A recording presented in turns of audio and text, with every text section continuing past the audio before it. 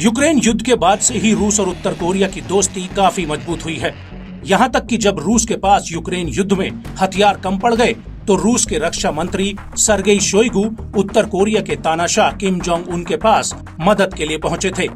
लेकिन इस सब के बीच एक तरफ रूस को ईरान, उत्तर कोरिया और चीन से मदद मिलने की खबरें आ रही हैं, वहीं दूसरी तरफ पश्चिमी देशों ने अपनी सारी ताकत यूक्रेनी सेना को मजबूत बनाने में झोंक दी है। हाल ही में नेटो देश नीदरलैंड और डेनमार्क ने यूक्रेन को लड़ाकू विमान F-16 देने की प्रक्रिया भी शुरू कर दी है। पहले यूक्रेनी पायलट्स की ट्रेनिंग होगी, उसके बाद ये खूंखार जहाज यूक्रेन में मोर्चा संभालेंगे।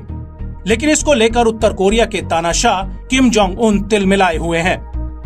दरअसल किम जोंग उन का कहना है कि यूक्रेन को F-16 फाइटर जेट देकर अमेरिका यूक्रेन युद्ध को वैश्विक परमाणु आपदा की तरफ ले जा रहा है।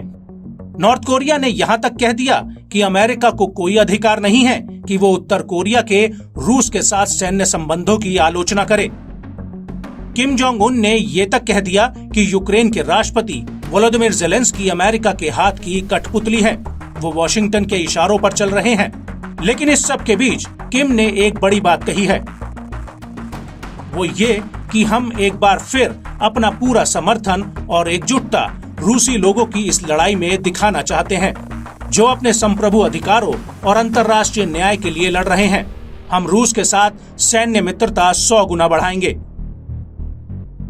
किम जोंग उन के इस बयान से साफ है कि वो यूक्रेन युद्ध में पूरी तरह से रूस के साथ फ्रंट फुट पर खेलने के लिए तैयार हैं, और यही वजह है कि वो रूस की तरफ से अमेरिका को परमाणु हमले की धमकी तक दे गए।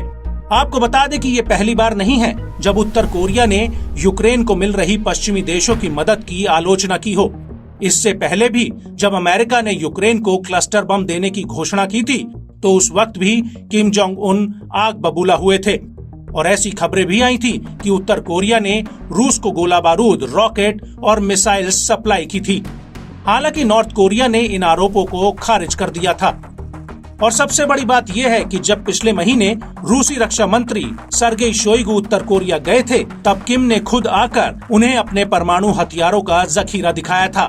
उस वक्त ये शक जताया गया था कि रूसी रक्षा मंत्री उत्तर कोरिया से हथियारों की डील करने के लिए आए हैं, क्योंकि रूस के अपने हथियारों का जखीरा अब खाली होता जा रहा है।